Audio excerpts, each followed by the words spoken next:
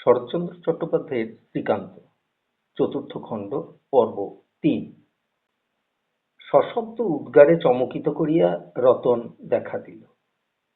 কি রতন, পেট ভরল? আগে হ্যাঁ, কিন্তু আপনি যাই বলুন বাবু, আমাদের কলকাতায় বাঙালি বামুন ঠাকুর ছাড়া রান্নার কেউ কিছু জানে না।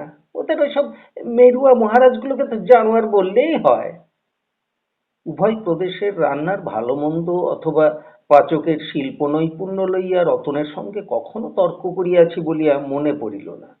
কিন্তু রতনকে যতদূর জানি তাহাতে বুঝিলাম সুপ্রচুর ভোজনে সে পরিতুষ্ট হইয়াছে, না হইলে পশ্চিমা পাচকদের সম্বন্ধে এমন নিরপেক্ষ সুবিচার করিতে পারিত না। কহিল, গাড়ির ধকলটা তো সামান্য নয়, একটু আড়মোড়া ভেঙে গড়িয়ে না নিলে। বেশ তো রতন, ঘরে হোক বারান্দায় হোক একটা বিছানা পেতে নিয়ে শুয়ে পড়ো গে, কাল সব কথা হবে। কি জানি কেন চিঠির জন্য উৎকণ্ঠা ছিল না। মনে হইতেছিল সে যাহা লিখিয়াছে তাহা তো জানি। রতন ফতুয়ার পকেট হইতে একখানা খাম বাহির করিয়া হাতে দিল, আগাগোড়া গালা দিয়া শিলমোহর করা। বলিল, বারান্দার ওই দক্ষিণের জানালার ধারে বিছানাটা পেতে ফেলি, মশারি খাটাবার হাঙ্গামা নেই। কলকাতা ছাড়া এমন সুখ কি আর কোথাও আছে? যাই। কিন্তু খবর সব ভালো তো রতন?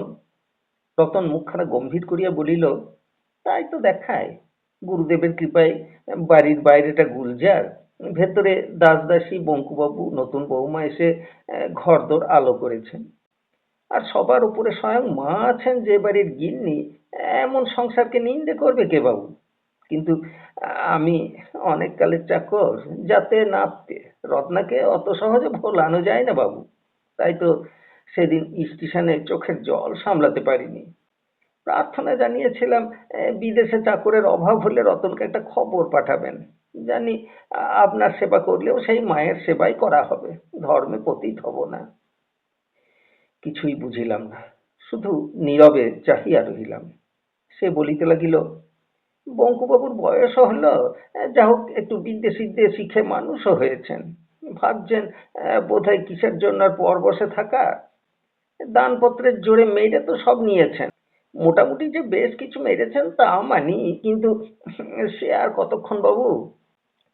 স্পষ্ট এখনো হইল না, কিন্তু একটা আবছায়া চোখের সম্মুখে ভাসিয়া আসিল। সে পুনশ্চ বলিতে লাগিল, স্বচক্ষেই তো দেখেছেন, মাসে অন্তত দুবার করে আমার চাকরি যায়।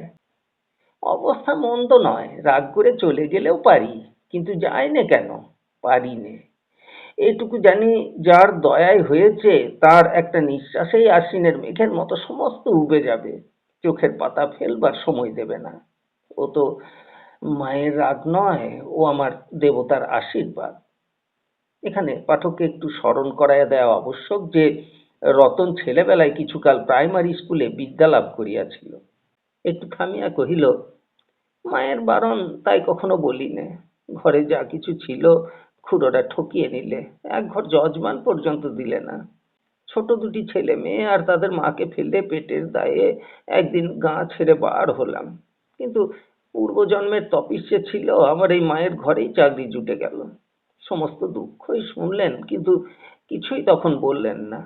বছরখানেক পরে একদিন নিবেদন জানালাম, মা, ছেলে মেয়ে দুটোকে দেখতে একবার সাধ হয়, যদি দিন কয়েকের ছুটি দেন। এসে বললেন, আবার আসবি তো?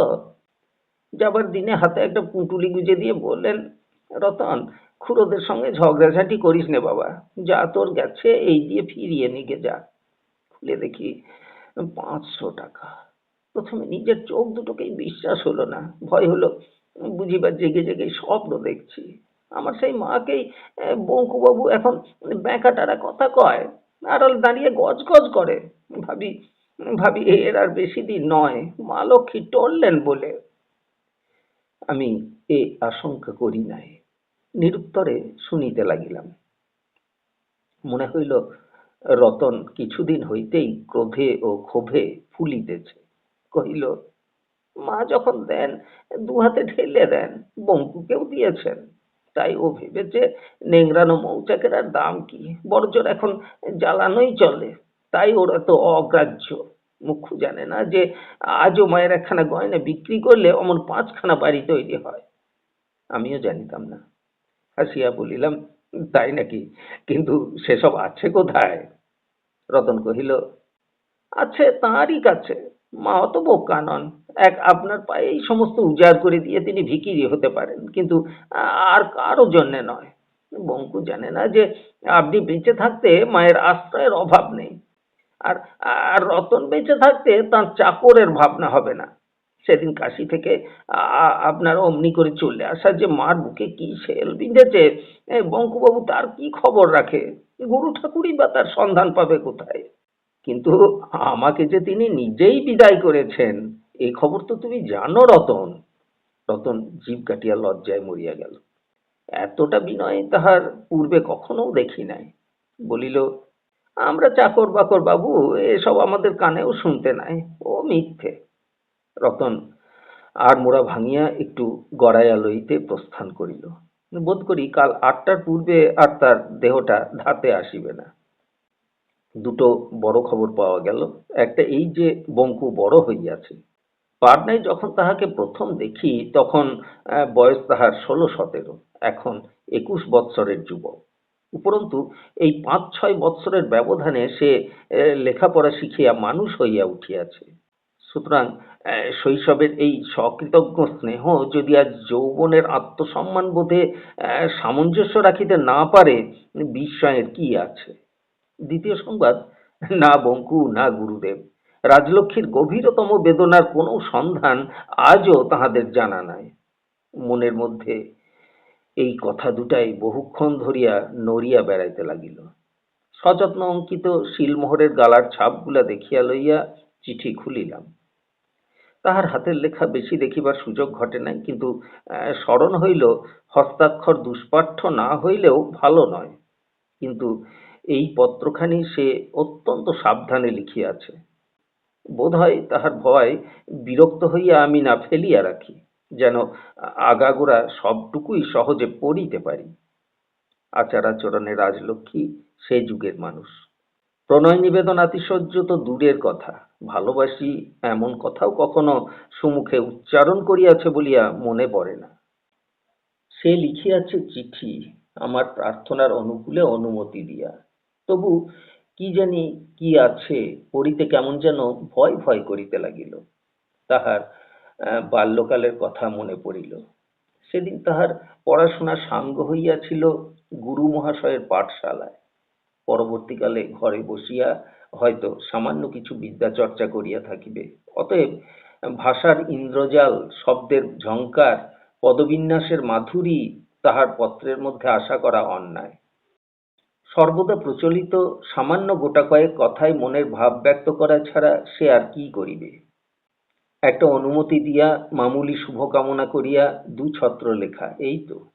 কিন্তু খাম খুলিয়া পড়িতে আরম্ভ করিয়া কিছুক্ষণের জন্য বাহিরের কিছুই আর মনে রহিল না। পত্র দীর্ঘ নয়, কিন্তু ভাষা ও ভঙ্গি যত সহজ ও সরল ভাবিয়াছিলাম তাহাও নয়। আমার আবেদনের উত্তর সে এইরূপ দিয়াছে, প্রণামান্তে সেবিকার নিবেদন। তোমার চিঠিখানা এইবার নিয়ে 100 বার পড়লুম, তবু ভেবে পেলুম না তুমি খেপেছ না আমি খেপেছি। ভেবেছ বুঝি হঠাৎ তোমাকে আমি কুড়িয়ে পেয়েছিলুম? কুড়িয়ে তোমাকে পাইনি, পেয়েছিলুম অনেক তপস্যায়, অনেক আরাধনায়। তাই বিদায় দেবার কর্তা তুমি নও। আমাকে ত্যাগ করার মালিকানা সত্ত্বাধিকার তোমার হাতে নেই। ফুলের বদলে বন থেকে তুলে বইঁচির মালা গেঁথে কোন শৈশবে তোমাকে বরণ করেছিলুম সে তোমার মনে নেই। কাঁটায় হাত বয়ে রক্ত ঝরে পড়তো, রাঙামালার সে রাঙা রং তুমি চিনতে পারোনি। বালিকার পূজার অর্ঘ্য সেদিন তোমার গলায়, তোমার বুকের পরে রক্ত রেখায় যে লেখা এঁকে দিত সে তোমার চোখে পড়েনি। কিন্তু যার চোখে সংসারের কিছুই বাদ পড়ে না, আমার সে নিবেদন তার পাদপদ্মে গিয়ে পৌঁছেছিল। তারপরে এলো দুর্যোগের রাত, কালো মেঘে দিলে আমার আকাশের জ্যোৎস্না ঢেকে। কিন্তু সে সত্যি আমি না আর কেউ। এই জীবনে যথার্থই ওসব ঘটেছিল, না ঘুমিয়ে ঘুমিয়ে স্বপ্ন দেখেছি? ভাবতে গিয়ে অনেক সময় ভয় হয় বুঝি বা আমি পাগল হয়ে যাব। তখন সমস্ত ভুলে যাকে ধ্যান করতে বসি, তার নাম বলা চলে না, কাউকে বলতেও নেই। তাই তার ক্ষমাই আমার জগদীশ্বরের ক্ষমা। এতে ভুল নেই, সন্দেহ নেই। এখানে আমি নির্ভয়। হ্যাঁ, বলছিলুম, তারপরে এলো আমার দুর্দিনের রাত্রি। কলঙ্কে দিলে দু চোখের সকল আলো নিবিয়ে, কিন্তু সেই কি মানুষের সমস্ত পরিচয়? সেই অখণ্ড গ্লানির নিরবকাশ আবরণের বাইরে তার কি আর কিছুই বাকি নেই? আছে। অব্যাহত অপরাধের মাঝে মাঝে তাকে আমি বারবার দেখতে পেয়েছি। তাই যদি না হতো, বিগত দিনের রাক্ষসটা যদি আমার অনাগত সমস্ত মঙ্গলকে নিঃশেষে গিলে খেত, তবে তোমাকে ফিরে পেতুম কি করে? আমার হাতে এনে আবার তোমাকে দিয়ে যেত কে?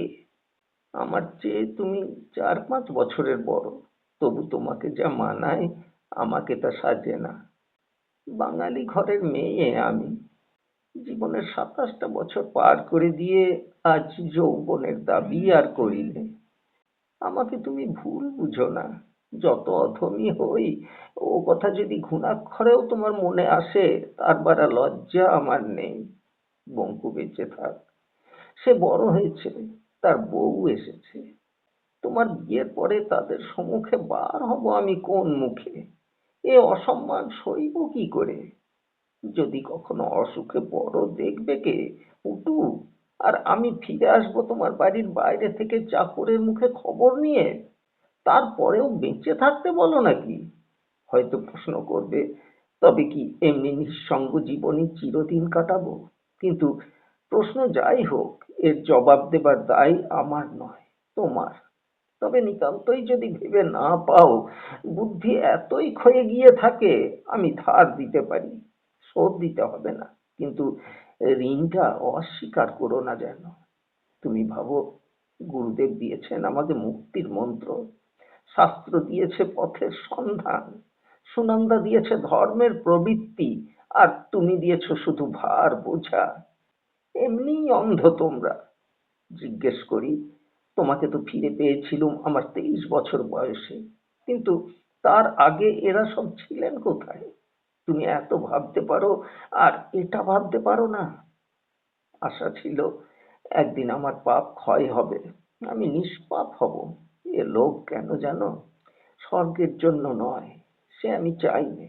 আমার কামনা মরণের পরেই যেন আবার এসে জন্মাতে পারি।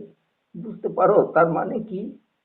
ভেবেছিলুম জলের ধারা গেছে কাদায় ঘুলিয়ে, তাকে নির্মল আমাকে করতেই হবে। কিন্তু আজ তার উৎসই যদি যায় শুকিয়ে, তো থাকলো আমার জপ তপ পূজা অর্চনা, থাকলো সুনন্দা, থাকলো আমার গুরুদেব।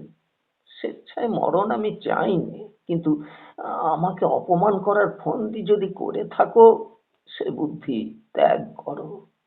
তুমি দিলে বিষ আমি নেব, কিন্তু ও নিতে পারবো না। আমাকে জানো বলেই জানিয়ে দিলুম, যে সূর্য অস্ত যাবে তার পুনরুদয়ের অপেক্ষায় বসে থাকার আমার আর সময় হবে না। ইতি রাজলক্ষ্মী। বাঁচা গেল। সুনিশ্চিত কঠোর অনুশাসনের চরম লিপি পাঠাইয়া একটা দিকে আমাকে সে একেবারে নিশ্চিন্ত করিয়া দিল। এ জীবনে ও ব্যাপার লইয়া ভাবিবার আর কিছু রহিল না। কিন্তু কি করিতে পারিব না, তাহাই নিঃসংশয়ে জানিলাম। কিন্তু অতঃপর কি আমাকে করিতে হইবে, এ সম্বন্ধে রাজলক্ষ্মী একেবারে নির্বাক। হয়তো হয়তো উপদেশ দিয়া আর একদিন চিঠি লিখিবে, কিংবা আমাকেই সশরীরে তলব করিয়া পাঠাইবে। কিন্তু আপাতত ব্যবস্থা যাহা হইল, তাহা অত্যন্ত চমৎকার। এদিকে ঠাকুরদা মহাশয় সম্ভবত কাল সকালেই আসিয়া উপস্থিত হইবেন। ভরসা দিয়া আসিয়াছি, চিন্তার হেতু নাই। অনুমতি পাওয়ায় বিঘ্ন ঘটিবে না। কিন্তু যাহা আসিয়া পৌঁছিল, তাহা নির্বিঘ্ন অনুমতিই বটে। রতন নাপিতের হাতে সে যে চেলি আর টোপর পাঠায় নাই, এই ঢের। ও পক্ষে দেশের বাটিতে বিবাহের আয়োজন নিশ্চয়ই অগ্রসর হইতেছে। পুঁটুর আত্মীয় স্বজনও কেউ কেউ হয়তো আসিয়া হাজির হইতেছে, এবং প্রাপ্তবয়স্কা অপরাধী মেয়েটা এতদিনে লাঞ্ছনা ও গঞ্জনার পরিবর্তে একটুখানি সমাদরের মুখ দেখিতে পাইয়াছে। ঠাকুরদাকে কি বলিব জানি, কিন্তু কেমন করিয়া সেই কথাটা বলিব ইহাই ভাবিয়া পাইলাম না।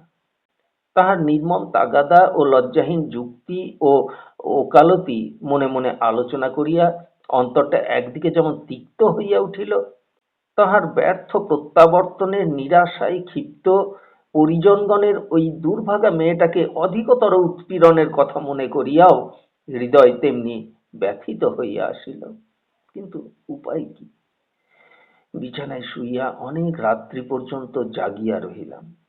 পুঁটুর কথা ভুলিতে বিলম্ব হইল না, কিন্তু নিরন্তর মনে পড়িতে লাগিল গঙ্গামাটির কথা। জনবিরল সেই ক্ষুদ্র পল্লী স্মৃতি কোনো দিন মুছিবার নয়।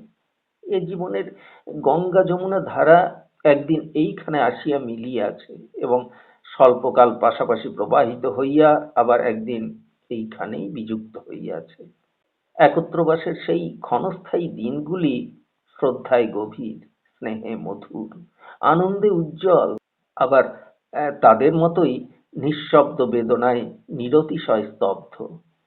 বিচ্ছেদের দিনেও আমরা প্রবঞ্চনার পরিবাদে কেহ কাহাকেও কলঙ্ক লিপ্ত করি নাই। লাভ ক্ষতির নিষ্ফল বাদ প্রতিবাদে গঙ্গামাটির শান্ত গৃহখানিকে আমরা ধূমাচ্ছন্ন করিয়া আসি নাই। সেখানে সবাই জানে আবার একদিন আমরা ফিরিয়া আসিব। আবার শুরু হইবে আমোদ আহ্লাদ, শুরু হইবে ভূস্বামিনীর দীন দরিদ্রের সেবা ও সৎকার। কিন্তু সে সম্ভাবনা যে শেষ হইয়াছে, প্রভাতের বিকশিত মল্লিকা দিনান্তের শাসন মানিয়া লইয়া নীরব হইয়াছে, এ কথা তাহারা স্বপ্নেও ভাবে না। চোখে ঘুম নাই। বিনিদ্র রজনী ভোরের দিকে যতই গড়াইয়া আসিতে লাগিল, ততই মনে হইতে লাগিল এ রাত্রি যেন না পোহায়। এই একটি মাত্র চিন্তায় এমনি করিয়া যেন আমাকে মোহাচ্ছন্ন করিয়া রাখে। বিগত কাহিনী ঘুরিয়া ঘুরিয়া মনে পড়ে। বীরভূম জেলার সেই তুচ্ছ কুটিরখানি মনের উপর ভূতের মতো চাপিয়া বসে। অনুক্ষণ গৃহকর্মে নিযুক্তা রাজলক্ষ্মীর স্নিগ্ধ হাত দুটি চোখের উপর স্পষ্ট দেখিতে পায়। এই জীবনে পরিতৃপ্তির আস্বাদন এমন করিয়া কখনো করিয়াছি বলিয়া স্মরণ হয় না। এতকাল ধরাই পড়িয়াছি, ধরিতে পারি নাই। কিন্তু আজ ধরা পড়িল রাজলক্ষ্মীর সবচেয়ে বড় দুর্বলতা কোথায়। সে জানে আমি সুস্থ নই, যে কোনো দিন অসুখে পড়িতে পারি। তখন কোথাকার কি এক পুঁটু আমাকে ঘিরিয়া শয্যা জুড়িয়া বসিয়াছে। রাজলক্ষ্মীর কোনো কর্তৃত্বই নাই। এত বড় দুর্ঘটনা মনের মধ্যে সে ঠাঁই দিতে পারে না। সংসারের সব কিছু হইতেই নিজেকে সে বঞ্চিত করিতে পারে, কিন্তু এ বস্তু অসম্ভব, এ তাহার অসাধ্য। মরণ তুচ্ছ এর কাছে। রহিল তাহার গুরুদেব, রহিল তাহার জপ তপ ব্রত উপবাস। সে মিথ্যা ভয় আমাকে চিঠির মধ্যে দেখায় নাই। ভোরের সময় বোধ করি ঘুমাইয়া পড়িয়াছিলাম। রতনের ডাকে যখন জাগিয়া উঠিলাম তখন বেলা হইয়াছে। সে কহিল, কে একটি বুড়ো ভদ্রলোক ঘোড়ার গাড়ি করে এই মাত্র এলেন। এ ঠাকুরদা! কিন্তু গাড়ি ভাড়া করিয়া সন্দেহ জন্মিল। রতন কহিল, সঙ্গে একটি 17-18 বছরের মেয়ে আছে। এ পুঁটু! এই নির্লজ্জ মানুষটা তাহাকে কলিকাতার বাসায় পর্যন্ত টানিয়া আনিয়াছে। সকালের আলো তিক্ততায় ম্লান হইয়া উঠিল। বলিলাম, তাদের এই ঘরে এনে বসাও রতন, আমি মুখ হাত ধুইয়া আসছি। এই বলিয়া নিচের স্নানের ঘরে চলিয়া গেলাম। ঘণ্টাখানিক পরে ফিরিয়া আসিতে ঠাকুরদাই আমাকে সমাদরে অভ্যর্থনা করিলেন, যেন যেন আমি অতিথি। এসো দাদা, এসো, শরীরটা বেশ ভালো তো? আমি প্রণাম করিলাম। ঠাকুরদা হাঁকিলেন, পুঁটু, গেলি কোথায়? পুঁটু জানালায় দাঁড়াইয়া রাস্তা দেখিতেছিল। কাছে আসিয়া আমাকে নমস্কার করিল। ঠাকুরদা কহিলেন, ওর পিসিমা বিয়ের আগে ওকে একবার দেখতে চায়। পিসেমশাই হাকিম, 500 টাকা মাইনে, ডায়মন্ড হারবারে বদলি হয়ে এসেছে। ঘর সংসার ফেলে পিসির বার হবার জো নেই, তাই সঙ্গে নিয়ে এলুম। বললুম পরের হাতে তুলে দেবার আগে ওকে একবার দেখিয়ে আনি গে। ওর দিদিমা আশীর্বাদ করে বললে, পুঁটি, এমনি অদৃষ্ট যেন তোরও হয়। আমি কিছু বলিবার পূর্বে নিজেই বলিলেন, আমি কিন্তু সহজে ছাড়ছি নে ভায়া। হাকিমই হন আর যেই হন, আত্মীয় তো। দাঁড়িয়ে থেকে কাজটি সমাধা করে দিতে হবে, তবে তার ছুটি। জানোই তো দাদা, শুভকর্মে বহু বিঘ্ন। শাস্ত্রে কি যে বলে, শ্রেয়াংসী বহু বিঘ্নানি। অমন একটা লোক দাঁড়িয়ে থাকলে কারো টু শব্দ করবার ভরসা হবে না। আমাদের আমাদের পাড়া গাঁয়ের লোককে তো বিশ্বাস নেই, ওরা সব পারে, কিন্তু হাকিম কিনা, ওদের রাশই আলাদা। পুটুর পিসেমশাই হাকিম, খবরটা অবান্তর নয়, তাৎপর্য আছে। নতুন হুঁকা কিনিয়া আনিয়া রতন সযত্নে তামাক সাজিয়া দিয়া গেল। ঠাকুরদা ক্ষণকাল ঠাহর করিয়া দেখিয়া বলিলেন, এই লোকটিকে কোথায় যেন দেখেছি বলে মনে হচ্ছে না। রতন তৎক্ষণাৎ কহিল, আগে হ্যাঁ, দেখেছেন বই কি, দেশের বাড়িতে বাবুর অসুখের সময়। ও হো হো, তাই তো বলি, চেনা মুখ। আগে হ্যাঁ, বলিয়া রতন চলিয়া গেল। ঠাকুরদার মুখ ভয়ঙ্কর গম্ভীর হইয়া উঠিল। তিনি অত্যন্ত ধূর্ত লোক, বোধহয় সমস্ত কথাই তাহার স্মরণ হইল। নীরবে তামাক টানিতে টানিতে বলিলেন, বেরুবার সময়ে দিনটা দেখিয়ে এসেছিলাম, বেশ ভালো দিন। আমার ইচ্ছে আশীর্বাদের কাজটা অমনি সেরে রেখে যায়। নতুন বাজারে সমস্ত কিনতে পাওয়া যায়, চাকরটাকে একবার পাঠিয়ে দিলে হয় না, কি বলো? কিছুতেই কথা খুঁজিয়া না পাইয়া কোনো মতে শুধু বলিয়া ফেলিলাম, না। না, না কেন? বেলা 12টা পর্যন্ত দিনটা তো বেশ ভালো। পাঁজি আছে? বলিলাম, পাঁজির দরকার নেই, বিবাহ আমি করতে পারবো না। ঠাকুরদা হুঁকাটা দেওয়ালে ঠেস দিয়া রাখিলেন। মুখ দেখিয়া বুঝিলাম যুদ্ধের জন্য তিনি প্রস্তুত হইতেছেন। গলাটা বেশ শান্ত ও গম্ভীর করিয়া কহিলেন, উৎসুক আয়োজন একরকম সম্পূর্ণ বললেই হয়। মেয়ের বিয়ে বলে কথা, ঠাট্টা তামাশার ব্যাপার তো নয়। কথা দিয়ে এসে এখন না বললে চলবে কেন? পুটু পিছন ফিরিয়া জানালার বাহিরে চাহিয়া আছে এবং দ্বারের আড়ালে রতন কান পাতিয়া রাখিয়া আছে। বেশ জানি। বলিলাম, কথা দিয়ে যে আসিনি তা আমিও জানি, আপনিও জানেন। বলেছিলাম একজনের অনুমতি পেলে রাজি হতে পারি। অনুমতি পাওনি? না।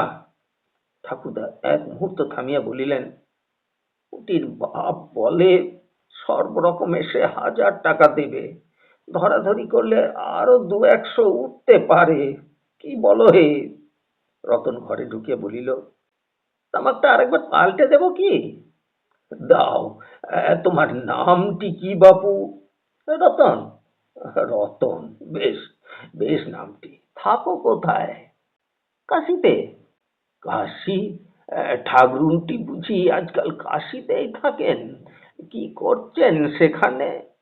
রতন মুখ তুলিয়া বলিল, সে খবরে আপনার দরকার? ঠাকুরদা ঈষৎ হাস্য করিয়া বলিলেন, রাগ করো কেন বাপু? রাগের তো কিছু নেই। গাঁয়ের মেয়ে কিনা, তাই খবরটা জানতে ইচ্ছে করে।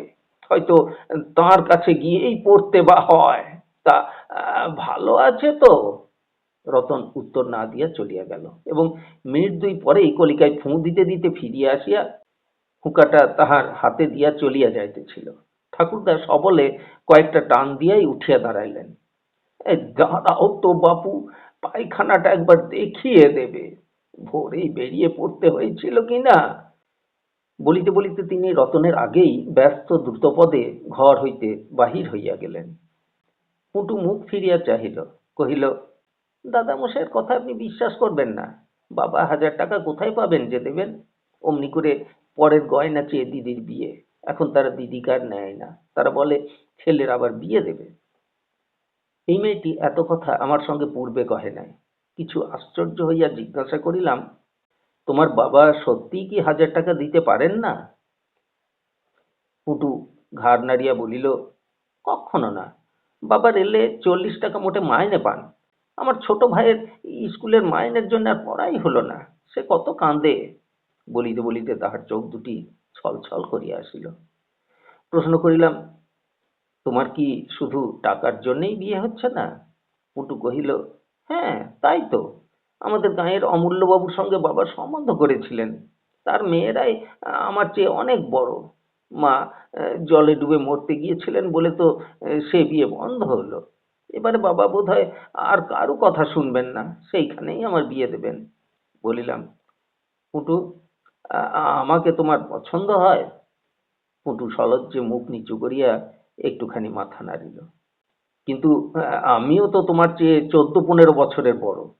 পুটু এ প্রশ্নের কোনো জবাব দিল না। জিজ্ঞাসা করিলাম, তোমার কি আর কোথাও কখনো সম্বন্ধ হয়নি? পুটু মুখ তুলিয়া খুশি হইয়া বলিল, হয়েছিল তো। আমাদের গ্রামের কালিদাস বাবুকে জানেন? তার ছোট ছেলে বিএ পাস করেছে, বয়সে আমার চেয়ে কেবল একটুখানি বড়। তার নাম শশধর। তোমার তাকে পছন্দ হয়? পুটু ঠিক করিয়া হাসিয়া ফেলিল। বলিলাম, কিন্তু শশধর তোমাকে যদি পছন্দ না করে? পুটু বলিল, তাই বই কি, আমাদের বাড়ির সামনে দিয়ে কেবল আনাগোনা করতো। রাঙা দিদিমা ঠাট্টা করে বলতেন সে শুধু আমার জন্যেই। কিন্তু এ বিয়ে হলো না কেন? পুটুর মুখখানি ম্লান হইয়া গেল। কহিল, তার বাবা 1,000 টাকার গয়না আর 1,000 টাকা নগদ চাইলে। আর কন্যা 500 টাকা খরচ হবে বলুন। এ তো জমিদারদের ঘরের মেয়ের জন্যেই হয়, সত্যি নয়? ওরা বড় লোক, ওদের অনেক টাকা। আমার মা তাদের বাড়ি গিয়ে কত হাতে পায়ে ধরলে, কিন্তু কিছুতে শুনলে না। শশধর কিছু বললে না? না, কিচ্ছু না। কিন্তু সেও তো বেশি বড় নয়, তার বাপ মা বেঁচে আছে কিনা। তা বটে। শশধরের বিয়ে হয়ে গেছে?